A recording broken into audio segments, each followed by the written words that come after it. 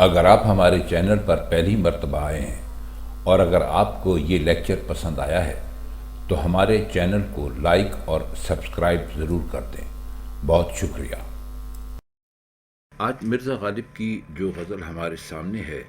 اس میں کل 3 اشعار ہیں۔ ہم پہلے بھی آپ سے بارہا عرض کر چکے ہیں کہ غالب کے کلام کو غالب نے خود ترتیب نہیں دیا تھا، بلکہ انہوں نے یہ ذمہ داری اپنے کچھ دوستوں کو دی تھی، جنہوں نے بعض اوقات تو غالب کی تمام غزلوں کو ویسے ہی کا ویسے ہی اپنے دیوان میں چھاپ دیا تھا، لیکن بعض غزلیں ایسی تھیں کہ جن پر انہوں نے قطع لگایا تھا، یعنی بعض غزلوں کو انہوں نے بعض اشعار کو ان غزلوں میں سے انہوں نے کم کر دیا تھا۔ تو بعض اوقات جو غالب نے بڑی غزل کہی تھی وہ کبھی 2 3 اور حد یہ کہ ایک شعر کے اوپر بھی مشتمل رہ گئی۔ مثلا ان کی غزل ہے جس کا ایک شعر ہے صرف ہمارے پاس کہ لب عیسیٰ کی جنبش کرتی ہے گہوارہ جنبانی، قیامت کشتہ لالے بتاں کا خواب سنگین ہے۔ اب یہ یقیناً طویل غزل ہوگی، لیکن دیوان میں شامل کرتے وقت صرف ایک شعر کو ہی اس قابل سمجھا کہ اس کو شامل کیا جائے۔ ایسا نہیں ہے کہ غالب کا وہ کلام جو کہ شائع نہیں ہو سکا یا شامل نہیں ہو سکا وہ ملتا نہیں ہے، وہ ملتا ضرور ہے، لیکن جو عام طور پہ دیوان غالب کے نسخے آپ کو بازار میں ملتے ہیں ان میں کچھ یہی صورتحال ہے۔ بہرحال آج کی غزل ہم شروع کرتے ہیں۔ غزل ذرا مشکل ہے، الفاظ اس کے آپ کو ذرا مشکل لگیں گے، لیکن ہم انشاءاللہ کوشش کریں گے کہ آپ کو ان الفاظ کی معنی سے اچھی طرح روشناس کرائیں، تو غزل سمجھنا آپ کے لیے کچھ مشکل نہیں ہوگا۔ تو اس کا شعر نمبر پہلا ہے، مستی بذوق غفلت ساقی ہلاک ہے، موج شراب یک مژۂ خوابناک ہے۔ مستی آپ جانتے ہیں کسے کہتے ہیں؟ شراب پینے کے بعد جو انسان کے اوپر ایک کیفیت طاری ہوتی ہے اس کو مرزا غالب نے یہاں پر مستی کہا ہے۔ ذوق خیال کہہ لیجئے، جو شوق ہوتا ہے اس کو کہہ لیجئے، اور غفلت کہتے ہیں لاپرواہی یا بے پرواہی کو، اور ساقی کہتے ہیں شراب دینے والے کو، اور ہلاک کا مطلب ہوتا ہے مار دینا۔ موج شراب یعنی شراب کی لہر، اور مژہ کہتے ہیں پلکوں کو، اور خوابناک کہتے ہیں جس پر نیند کا غلبہ ہو یا جس کو اونگ آ رہی ہو۔ تو غالب اپنے شعر میں فرماتے ہیں کہ ساقی کی بہت ساری ادائیں ہیں، ان میں سے ایک ادا غفلت یا تغافل ہے۔ غفلت یا تغافل کا مطلب یہ کہ ساقی ہماری طرف کوئی کسی قسم کی توجہ نہیں کر رہا ہے، جبکہ شراب دیتے وقت اس کو ہماری طرف خاص طور پہ متوجہ ہونا چاہیے۔ جو شراب دینے کے انداز ہیں اسی طرح شراب دینا چاہیے، یعنی مسکرا کر دینی چاہیے، ایک خوش اخلاقی سے دینا چاہیے۔ لیکن کہتے ہیں کہ جب ساقی ہمیں شراب دیتا ہوتا ہے تو اس وقت اس کے اوپر ایک خاص قسم کی غفلت یا ایک خاص قسم کی ہماری طرف سے لاپرواہی وہ بھی شامل ہو جاتی ہے۔ تو اس سے کیا ہوتا ہے کہ ہماری مستی جو ہے وہ ہلاک ہو جاتی ہے، مطلب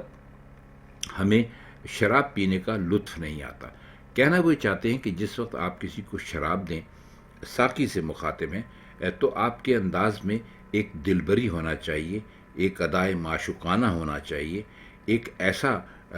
آپ کی اداؤں کے اندر ایک ایسا سلسلہ ہونا چاہیے کہ جس کو شراب پینے والا محسوس کرے اور جس سے وہ زیادہ سے زیادہ لطف اٹھائے اور اس کی مستی میں اضافہ ہو۔ وہ کہتے ہیں کہ یہ کوئی شراب دینے کا طریقہ نہیں ہے کہ آپ نے دوسری طرف منہ پھیر لیا اور ہمیں شراب دے دی۔ یہ تو ایک طرح کی آپ اپنا فرض ادا کر رہے ہیں، جو ایسا فرض جو آپ ادا کرنا نہیں چاہتے، یعنی ایک ایسا کام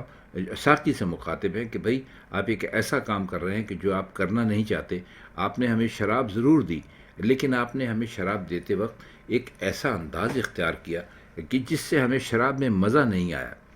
اور ایسا لگا کہ آپ جو ہمیں شراب دے رہے ہیں اس میں ہماری مستی کو ہلاک کرنے کا آپ نے کوئی منصوبہ بنا رکھا ہے۔ تو وہ کہنا یہ چاہتے ہیں کہ جب آپ کو شراب دی جائے، کسی کو شراب دی جائے، تو اس کے ساتھ ایک مسکراہٹ بھی ہونا چاہیے، ایک دلبرانہ انداز ہونا چاہیے، ایک معشوقانہ انداز ہونا چاہیے، تاکہ شراب کی مستی بڑھ جائے اور شراب پینے والے کو زیادہ سے زیادہ لطف آئے۔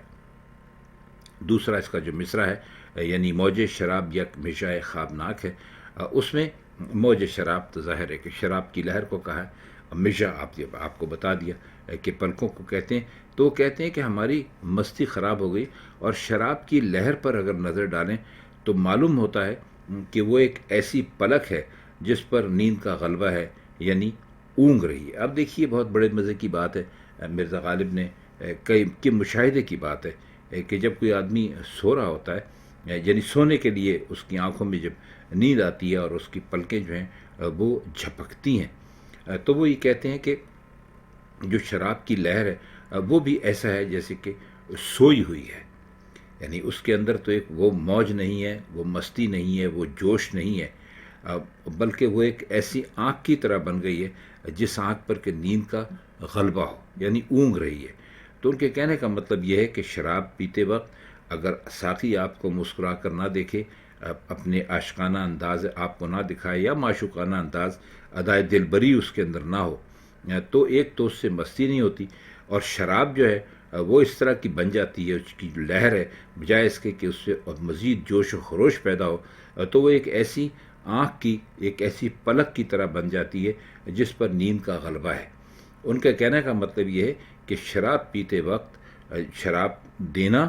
اور شراب کو پینا، ان دونوں سے جب تک مستی پیدا نہ ہو اس شراب کے پینے کا کوئی فائدہ نہیں ہے۔ دیکھیے یہ تو مطلب ہو گیا اس شعر کا موٹا موٹا۔ اب دراصل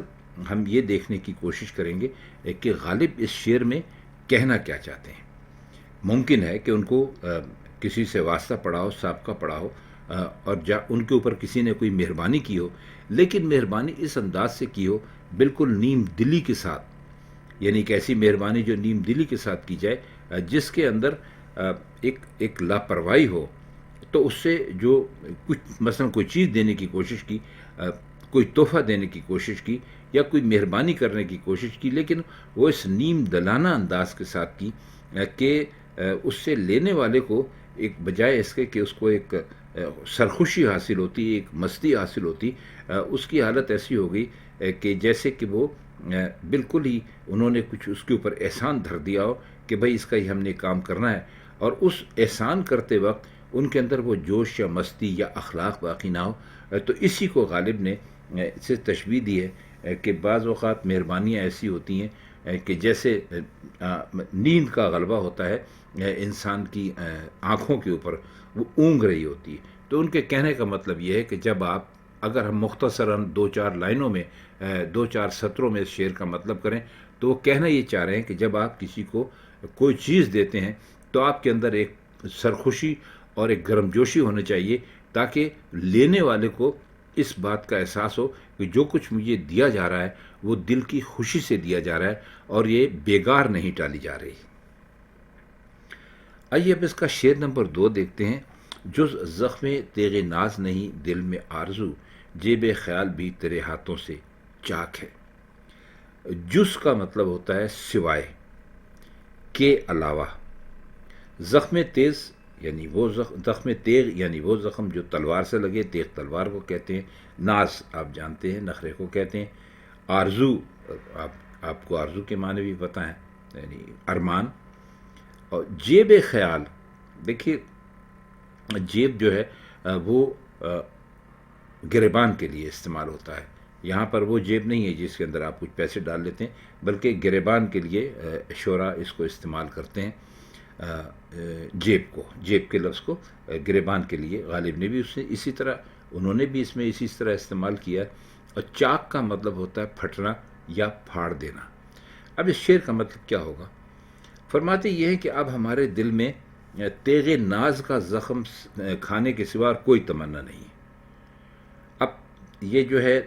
تیغ ناز، یہ کس کو کہا گیا ہے؟ یعنی وہ عشق کی تلوار جو ہے، جو کہ اب عاشقوں کے دل چیر دیتی ہے، ان کی گردنیں کاٹ دیتی ہے، جیسے کہ آپ مختلف شعراء اپنے شعروں میں کہتے رہے کہ اب وہ کہتے ہیں کہ ہمارے دل میں اب اور کوئی آرزو نہیں ہے، لیکن یہ آرزو ضرور ہے کہ آپ کی جو تیغ ناز ہے، جو آپ کی تلوار ہے، جو آپ کے ناز نخرے کا جو انداز ہے اس کا زخم ہمیں بے شک لگے، اس کے علاوہ ہمارے دل میں اور کوئی تمنا نہیں ہے۔ اور حال تو ہمارا یہ ہو گیا ہے کہ ہمارا جو خیال کا گریبان ہے وہ تو آپ کے ہاتھوں سے تار تار ہو گیا ہے۔ اب آپ یہ سوچئے کہ خیال کا گریبان تار تار ہونے سے ان کی کیا مراد ہے؟ ان کی مراد یہ ہے کہ جب ہم آپ کے بارے میں سوچتے ہیں اور آپ کی لاپرواہیاں دیکھتے ہیں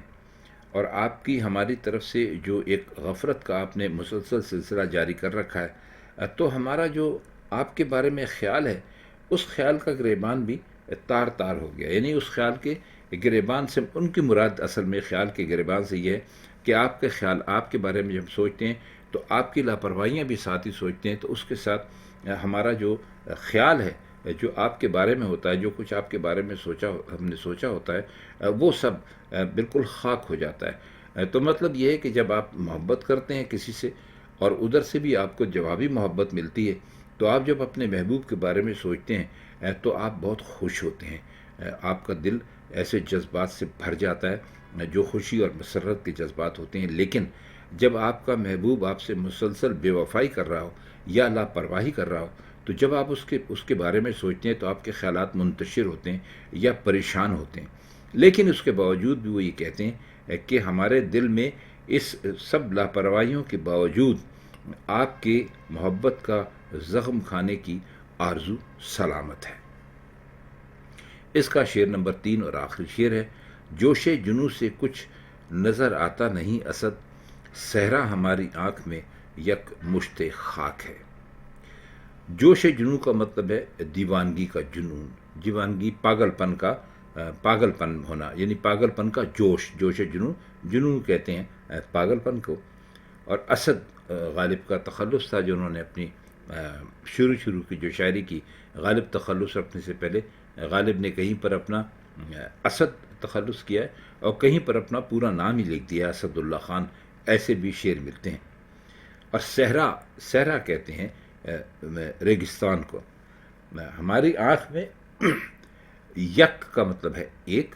اور مشت خاک، مشت کہتے ہیں مٹھی کو اور خاک کہتے ہیں دھول کو۔ شعر کا سادہ مطلب تو یہ ہے کہ اے اسد، اپنے آپ کو مخاطب کر رہے ہیں، جنون نے ایسا جوش مارا ہے کہ ہمیں کچھ نظر نہیں آتا۔ اور یہ جو صحرا کی خاک تھی، یہ ایک مٹھی تھی جو ہماری آنکھ میں جھونکتی گئی اور اس طرح ہم دیکھنے سے معذور ہو گئے، یعنی ہماری جو بصیرت تھی وہ زائل ہو گئی۔ اب تھوڑا سا اس شعر کو اگر ہم سمجھنے کی کوشش کریں تو وہ کہہ یہ رہے ہیں ہمیں کہ جب ہم سے ہم دیوانے ہوئے اور صحرا میں نکلے تو صحرا کتنا بڑا ہوتا ہے، تو کہتے ہیں کہ ہمیں دیوانگی میں صحرا اتنا بڑا تھا، وہ ہمیں خاک کی ایک مٹھی کے برابر نظر آیا، اور ایک ایسی خاک کی بھری ہوئی مٹھی جو ہماری آنکھ میں جھونک دی گئی اور اس طرح ہم دیکھنے سے معذور ہو گئے۔ خواتین حضرات، یہ شعر اصل میں غالب نے اپنے بہت ہی برے حالات کے مد نظر کہا، یا اپنے برے حالات نہیں، کسی کے بھی اگر بہت سارے برے حالات ہو، مسلسل ناکامیاں ہوں یا پیسے کی کمی ہو یا اس قسم کی کوئی پریشانیاں اس کے ساتھ لاحق ہوں، تو وہ یہ کہتے ہیں کہ وہ پاگل نہ ہو جائے تو کیا کرے۔ اور جب ہم پاگل ہو گئے تو ہمیں اتنا بڑا جو صحرا تھا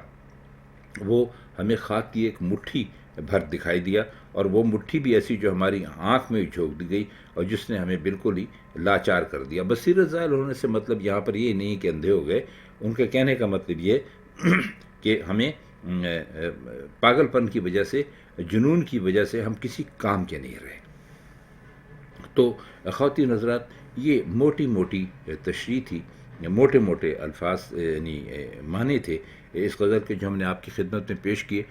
اس کو اگر بڑھایا جائے تو یہ بہت زیادہ بھی بڑھ سکتی ہے۔ ہمارے اکثر دوست ہم سے کہتے ہیں کہ آپ جو کچھ بیان کرتے ہیں وہ بہت مختصر ہوتا ہے، تو اس فلسفے کو، غالب کے فلسفے کو ذرا آپ بہت تفصیل کے ساتھ بتایا کیجیے۔ تو ہمارے پاس ایک ہی اس کا جواب ہوتا ہے کہ بھائی، اگر ہم اس ایک شعر کو آدھے گھنٹے پر مشتمل کر کے بیان کرنا شروع کریں گے تو